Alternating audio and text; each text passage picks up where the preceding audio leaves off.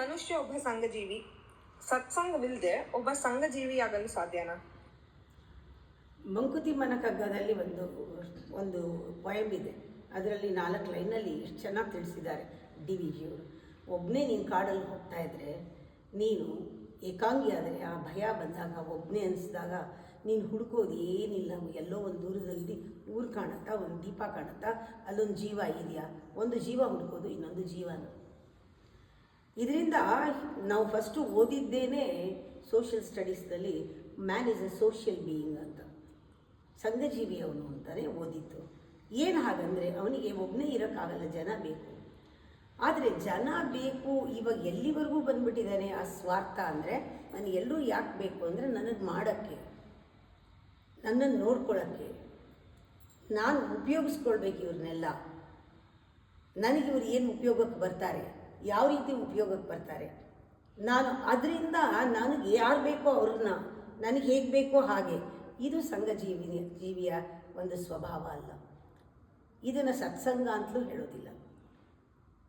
Inclusiveness ಅಲ್ಲ ಇದು compulsive behaviour. ಇದು ಒಂಥರ ನಮಗೆ ಬೇಕಾದ ಕಡೆಗೆ ಈ ಥರ ಸೋಷಿಯಲೈಸ್ ಆಗೋದ್ರಲ್ಲಿ ಸ್ವಾರ್ಥ ಇದೆ. ಈ ಥರ ಇಟ್ಕೊಂಡು ನಮಗೆ ಬೇಕಾದಂಗೆ ಸೇವೆ ಮಾಡೋ ಸೋಷಿಯಲ್ ಸರ್ವೀಸ್ನಲ್ಲೂ ಸ್ವಾರ್ಥ ಇದೆ. ಅದಕ್ಕೆ ನಿಜವಾದ ಒಂದು charity service is not social service.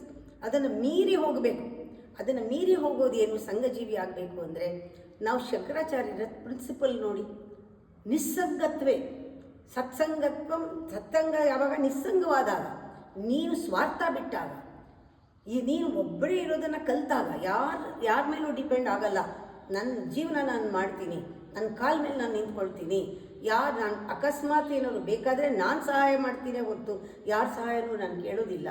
ನನ್ನ ಕೈಲಿ ಆಗತ್ತೆ, ನಾನು ಬದುಕೋವರೆಗೂ ಬದುಕ್ತೀನಿ. ನಾನು ಬೇಕಾದರೆ ಎಲ್ಲರಿಗೂ ಸಹಾಯ ಮಾಡೋಕ್ಕೆ ಯಾವಾಗಲೂ ಸಿದ್ಧವಾಗಿದ್ದೀನಿ. I am available to do seva. ಇದೆಯಲ್ಲ, ಅದು ಏಕಾಂತದಲ್ಲಿ ಏಕಾಂಗಿಯಾಗಿ ಅವನು ನನಗೆ ಆತ್ಮದ ಧೈರ್ಯ ಇದ್ದವನು ಹೇಳ್ತಾನೆ. ಸತ್ಸಂಗತ್ವೇ ನಿಸ್ಸಂಗತ್ವ.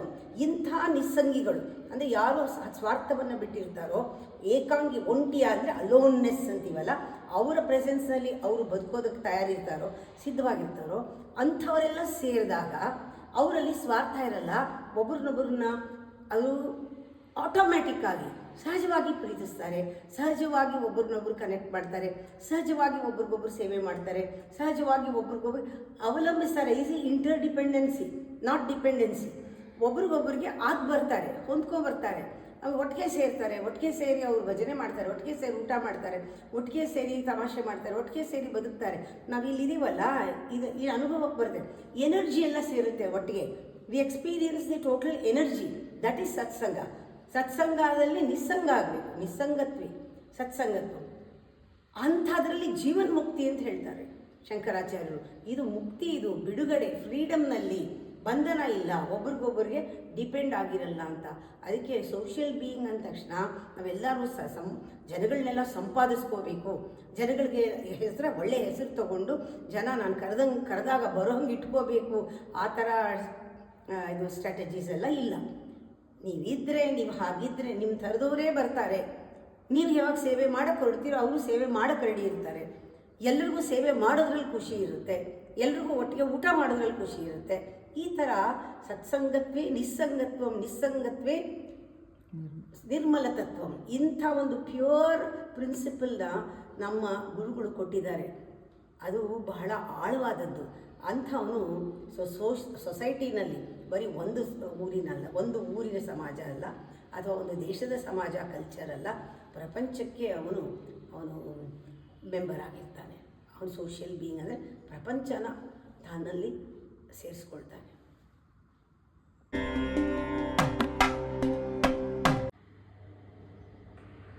ಅಮ್ಮ, ಆಧ್ಯಾತ್ಮಿಕತೆಗೆ ವಯೋಮಿತಿ ಅನ್ನೋದಿದೆಯಾ? ಇದೇ ಒಂದು ದೊಡ್ಡ ತಪ್ಪು ತಿಳಿವಳಿಕೆ ಜನಗಳಲ್ಲಿ. ಎಷ್ಟು ಓದಿರ್ತಾರೆ, ಎಷ್ಟು ಸ್ಕ್ರಿಪ್ಚರ್ಗಳು ಓದಿರ್ತಾರೆ, ಏನೇನೆಲ್ಲ ತಿಳ್ಕೊಂಡಿರ್ತಾರೆ, ಎಷ್ಟು ಬುದ್ಧಿವಂತರು, ಎಂತೆಂಥ ದೊಡ್ಡ ಕೆಲಸ ಮಾಡ್ತಿರ್ತಾರೆ. ಅವ್ರು ಹೇಳೋದು, ಈಗ ನನಗೆ ಬೇಡ, ಅಧ್ಯಾತ್ಮ ಈಗ ಬೇಡ ನನಗೆ ಅಂತ ಹೇಳ್ತಾನೇ ಬರ್ತಾರೆ. ಬಾಲ್ಯದಲ್ಲಿ ಮಕ್ಕಳಿಗೆಲ್ಲ ಯಾಕೆ, ಒಂದು ಯೌವನದಲ್ಲಿ ಎಂಜಾಯ್ ಮಾಡೋ ಟೈಮ್ನಲ್ಲಿ ಯಾಕೆ ಮದುವೆ ಮಾಡ್ಕೊಂಡು ಈಗ ಸಂಸಾರ ಹೂಡಿದ್ದೀವಿ, ಇವಾಗ ಯಾಕೆ ಅಧ್ಯಾತ್ಮ ಆಗಲಿ, ಒಂದು ಮಕ್ಕಳಾಗಲಿ ಮರಿ ಆಗಲಿ ಮದುವೆ ಆಗಲಿ, ಅವ್ರದ್ದು ಮೊಮ್ಮಕ್ಕಳು ಬರಲಿ, ನಂದು ಆ ಕೆಲಸ ಆಗೋಯ್ತು, ಜವಾಬ್ದಾರಿ ಆಗೋಗಲಿ, ಎಲ್ಲ ಜವಾಬ್ದಾರಿ ತೀರಿಸಿ ಎಲ್ಲ ಮಕ್ಕಳಿಗೂ ಮದುವೆ ಮಾಡಿ ಇನ್ನೇನು ಕನಕಾಭಿಷೇಕ ಮಾಡಿಸ್ಕೊಳ್ಬೇಕು ಈ ಟೈಮ್ನಲ್ಲಿ ಹೇಳ್ತಾರೆ. ಇಲ್ಲ ಇಲ್ಲ ಆಗೋಯ್ತು, ಇನ್ನೇನು ಬರ್ತೀವಿ, ಇನ್ನೇನು ಅಧ್ಯಾತ್ಮಕ್ಕೆ ಬರ್ತೀವಿ. ಈಗ ಸತ್ಸಂಗ ಕೇಳ್ತೀನಿ, ನಾನು ಕಿವಿ ಕೇಳಲ್ಲ, ನಾನು ದರ್ಶನ ಮಾಡ್ತೀನಿ, ಕಣ್ಣು ಕಾಣಲ್ಲ, ಯಾವ ಊರಿಗೂ ಹೋಗೋಕ್ಕಾಗಲ್ಲ, ಯಾವುದು ಪಿಲಿಗ್ರಿಮೇಜ್ ಮಾಡೋಕ್ಕಾಗಲ್ಲ, ಈಗ ಆಸೆ ಅಲ್ಲಿ ಹೋಗಬೇಕು ಇಲ್ಲಿ ಹೋಗಬೇಕು ಅಂತ ಕೈಲಿ ಹರಿಯಲ್ಲ, ಧ್ಯಾನ ಕೂತ್ಕೊಳ್ಳೋಕ್ಕೆ ಬೆನ್ನೆಟ್ಗಿಲ್ಲ, ದೇಹ ಬಿದ್ದೋಗಿದೆ, ಅಲ್ಲಿವರೆಗೂ ಪೋಸ್ಟ್ಪೋನ್ ಮಾಡಿದ್ದೀರಾ, ತಲೆ ಕೆಟ್ಟೋಗಿದೆ ಅಲ್ಲಿವರೆಗೂ ಪೋಸ್ಟ್ಪೋನ್ ಮಾಡಿದ್ದೀರಾ, ಬುದ್ಧಿ ಕೆಟ್ಟೋಗಿದೆ ಅಲ್ಲಿವರೆಗೂ ಪೋಸ್ಟ್ಪೋನ್ ಮಾಡಿದ್ದೀರಾ. ಯಾವಾಗ ಸಾಯೋ ಟೈಮ್ಗೆ ನಾರಾಯಣ ಅನ್ನೋದು ಯಾವಾಗ ಸಾಯೋ ಟೈಮ್ಗೆ, ಯಾಕೆ ಹೇಳಿದ್ದಾರೆ ಶಂಕರಾಚಾರ್ಯರು, ಕೊನೆಯ ಟೈಮ್ನಲ್ಲಿ ನಾರಾಯಣ ಅನ್ಬೇಕು. ನೀವು ಅನ್ನಕ್ಕಾಗದೇರು ಯಾರ ಕೈಲಾದ್ರು ನಾರಾಯಣ ಅನ್ಸ್ಕೋಬೇಕು, ನಿಮ್ಗೆ ಓದೋಕ್ಕಾಗದೇರು ನೀವು ಸಾಯೋ ಟೈಮ್ನಲ್ಲಿ ಭಗವದ್ಗೀತೆ ಓದಿಸ್ಕೋಬೇಕು. ನಿಮಗೋಸ್ಕರ ಯಾರೋ ಪೂಜೆ ಮಾಡಬೇಕು, ಇನ್ಯಾರೋ ಹರಕೆ ಹೊತ್ತಬೇಕು, ಇನ್ಯಾರೋ ಸೇವೆ ಮಾಡಬೇಕು, ನಿಮಗೆಲ್ಲ ಒಳ್ಳೇದಾಗಬೇಕು, ಮನೆ ಬಾಗಿಲು ಪ್ರಸಾದ ಬರ್ತಾ ಇರಬೇಕು, ಅಧ್ಯಾತ್ಮ ಆಮೇಲೆ ಕೊನೆಯಲ್ಲಿ ಅಂತ ಯಾರು ಹೇಳಿದ್ರು?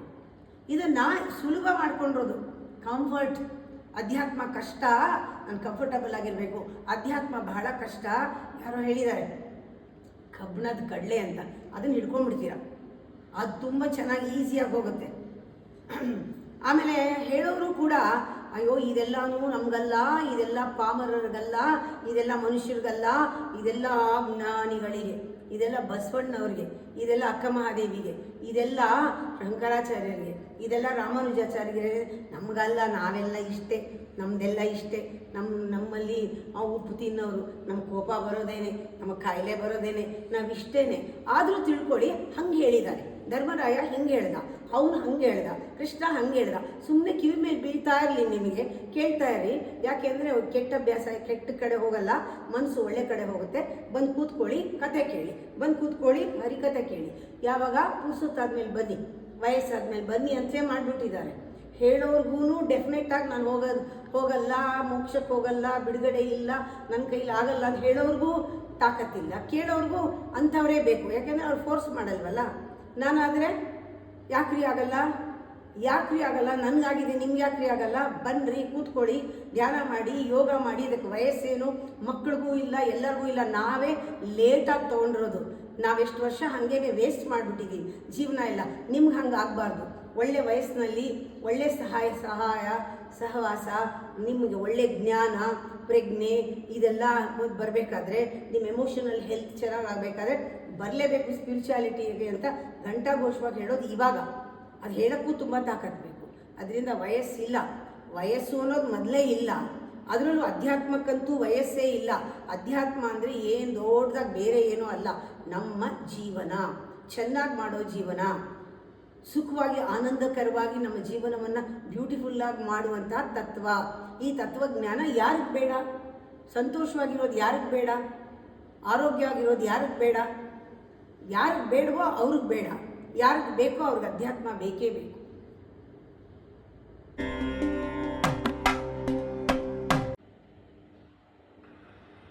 ಅದು ಯಾವ ಶಕ್ತಿ ಒಬ್ಬ ಗುರು ಮತ್ತೆ ಶಿಷ್ಯನನ್ನ ಹಿಡಿದಿಟ್ಟಿದೆ?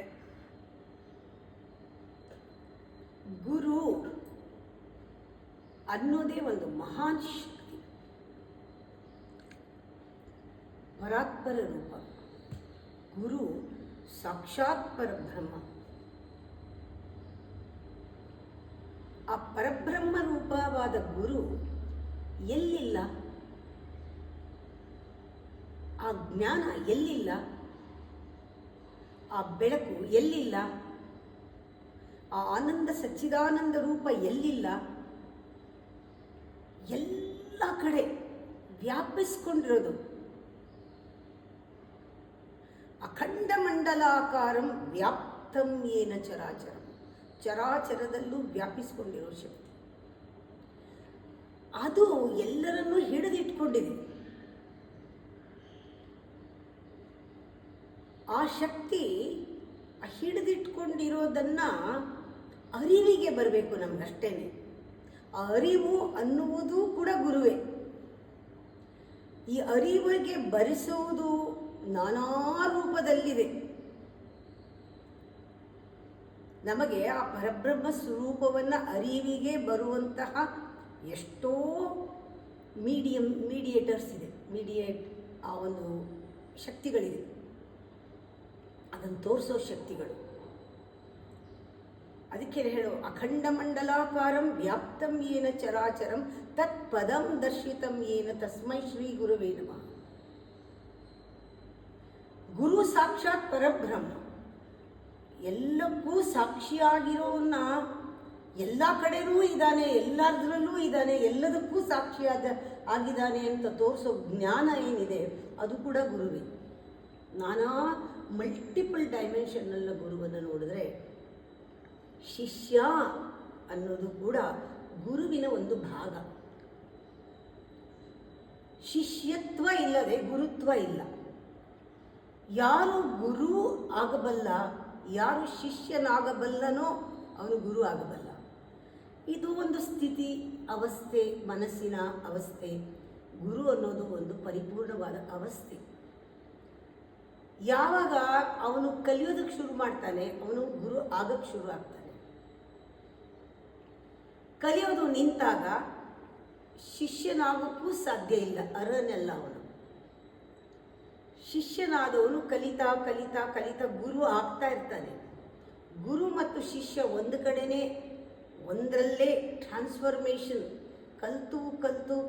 ಕಲ್ತಿದ್ದರ ಬಗ್ಗೆ ವ್ಯಾಮೋಹ ಇಲ್ಲದೆ, ಕಲ್ತಿದ್ದನ್ನು ಬಿಟ್ಟು ಖಾಲಿ ಮಾಡಿಕೊಂಡು ಅನ್ಲರ್ನಿಂಗ್ ಪ್ರೋಸೆಸ್ನಲ್ಲಿ ಬೆಳೆದು ಬೆಳೆದು ಬೆಳೆದು ಬೆಳೆದು ಆ ಗುರು ಮತ್ತು ಶಿಷ್ಯ, ಅವನು ನಿಜವಾದ ಗುರು, ಅವನು ಕಲಿಕೆಯನ್ನು ನಿಲ್ಲಿಸೋದೇ ಇಲ್ಲ. ಜ್ಞಾನವಾಗೋವರೆಗೂ, ಬೆಳಕಾಗೋವರೆಗೂ ಕಲಿತಾನೇ ಹೋಗ್ತಾನೆ. ಅವನಿಗೆ ಚೆನ್ನಾಗಿ ಗೊತ್ತು ಶಿಷ್ಯನ ಇನ್ನೊಂದು ಮುಖ ತಾನೇ ಅಂತ.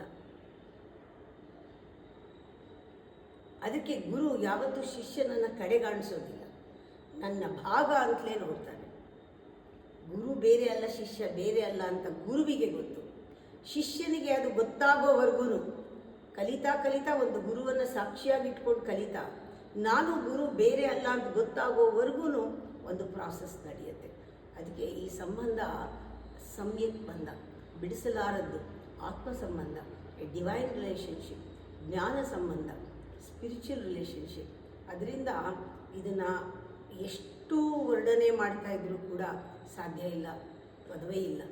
ಅದು ಆ ಒಂದು ಸಂಬಂಧದ ಅನುಭವದಲ್ಲೇ ಯಾರ್ಯಾರು ಸಂಬಂಧಪಟ್ಟಿದ್ದಾರೋ, ಯಾರ್ಯಾರು ಗುರುವನ್ನು, ಒಂದು ಗುರು ಒಂದು ಶಿಷ್ಯ ಅಂತಲ್ಲ, ಒಂದು ಶಿಷ್ಯ ಕಲಿಯೋದಕ್ಕೆ ಶುರು ಮಾಡಿದಾಗ, ಅವನು ಗುರು ಆಗಕ್ಕೆ ಹೋದಾಗ ಗುರು ಪರಂಪರೆಯೇ ಅವನನ್ನು ಕನೆಕ್ಟ್ ಮಾಡಿರೋದ್ರಿಂದ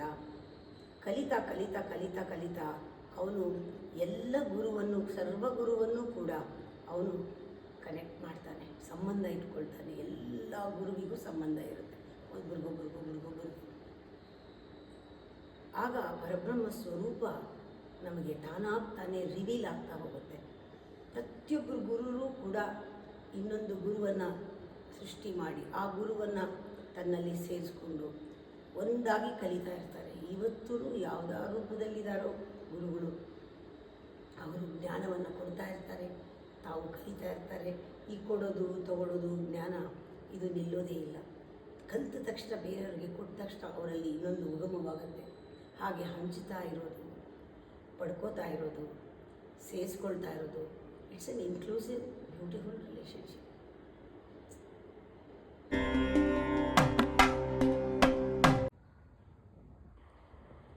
ನೀವು ಬೋಧನೆಗಳನ್ನು ಮಾಡಬೇಕಾದ್ರೆ ಅಥವಾ ನಿಮ್ಮ ಬೋಧನೆಯಲ್ಲಿ ಕಾಲದ ಮೌಲ್ಯವನ್ನು ಯಾವ ರೀತಿ ತಿಳಿಸ್ಕೊಡ್ತೀರಾ ಅಮ್ಮ? ಎಲ್ಲರೂ ಬಾಯಿನಲ್ಲಿ ಹೇಳ್ತಾರೆ ಕಾಲಾಯ ತಸ್ಮೈ ನಮಃ ಅಂತ. ಕಾಲಪುರುಷ, ವಿಧಿಪುರುಷ, ಪರಮಾತ್ಮ ಅಂತ.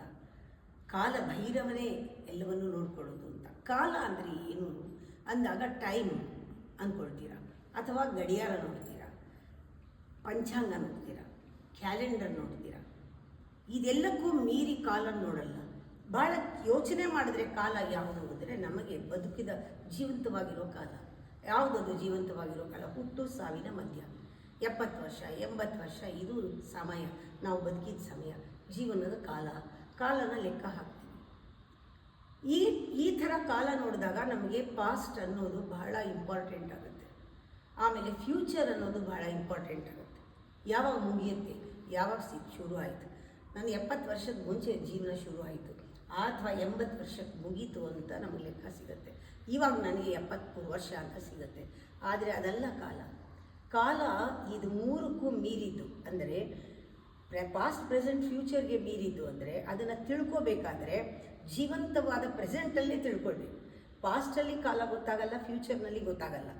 ಯಾಕೆಂದರೆ ಪಾಸ್ಟು ಆಗೋಗಿರೋದು, ಫ್ಯೂಚರ್ ಬರದೇ ಇರೋದು.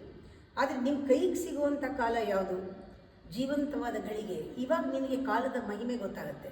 ಅದಕ್ಕೆ ಕಾಲದ ಮಹಿಮೆಯನ್ನೇ ತಿಳ್ಕೊಳ್ಬೇಕಾದ್ರೆ ಬದುಕಿನೇ ತಿಳ್ಕೊಬೇಕು, ಅನುಭವಿಸಿನೇ ತಿಳ್ಕೊಬೇಕು, ಅದರಲ್ಲಿ ಜೀವಿಸಬೇಕು. ಕಾಲವನ್ನು ತಿಳ್ಕೊಬೇಕಾದ್ರೆ ಕಾಲಕ್ಕೆ ಜೀವಿಸಬೇಕು. ಆ ಕಾಲದಲ್ಲಿ ಏನಿದೆ ಸಂದರ್ಭ, ಯಾವ ಸಂದರ್ಭ ಹೇಗಿದೆ, ಆ ಸಂದರ್ಭಕ್ಕೆ ನಿನ್ನ ಒಂದು ಪ್ರಕ್ರಿಯೆ ಏನು, ಆ ಸಂದರ್ಭ ತಗೊಳ್ಬೇಕಾದ್ರೆ ನೀನು ಯಾವ ರೀತಿ ಪ್ರತಿಕ್ರಿಯೆ ಮಾಡ್ತೀಯಾ ಅಥವಾ ಯಾವ ರೀತಿ ಸ್ಪಂದಿಸ್ತೀಯಾ, ನೀನು ಯಾವ ರೀತಿ ಬದುಕ್ತೀಯಾ, ನೀನು ಜ್ಞಾನದಲ್ಲಿ ಬದುಕ್ತೀಯಾ ಅಜ್ಞಾನದಲ್ಲಿ ಬದುಕ್ತೀಯಾ, ಈ ಮೊಮೆಂಟಲ್ಲಿ ನಿಂದು ಡಿಸೈಡ್ ಆಗುತ್ತೆ.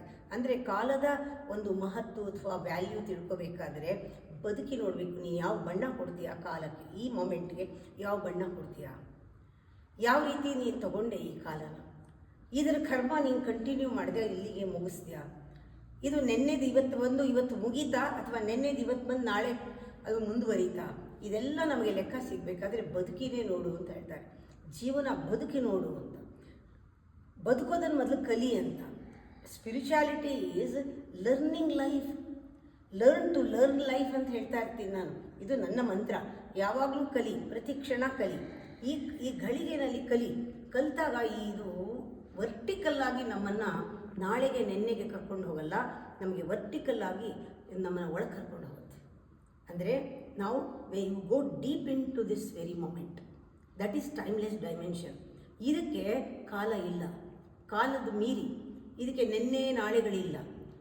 ಇವಾಗ ನಾವು ಆಳಕ್ಕೆ ಹೋದಾಗ you are totally beyond time, you are totally mindless, you are totally without mind.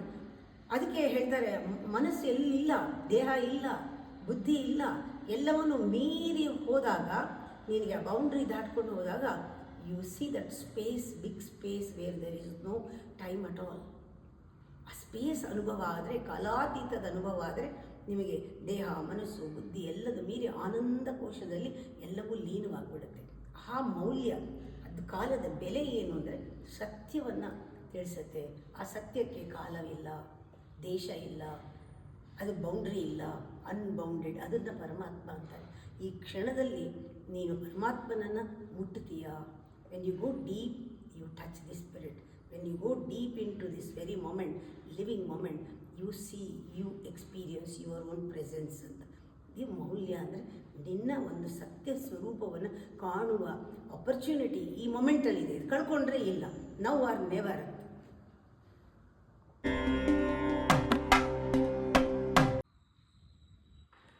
ನೆನ್ನೆಗಳಿಂದ ಸಂಪೂರ್ಣ ಬಿಡುಗಡೆ ಸಾಧ್ಯನಮ್ಮ? ಬೀಜದಿಂದ ಸಂಪೂರ್ಣ ಬಿಡುಗಡೆ ಗಿಡಕ್ಕೆ, ಮರಕ್ಕೆ ಸಾಧ್ಯವೇ ಇಲ್ಲ. ಗಿಡವೂ ಬೀಜದ ಒಂದು ಎಕ್ಸ್ಪ್ರೆಷನ್.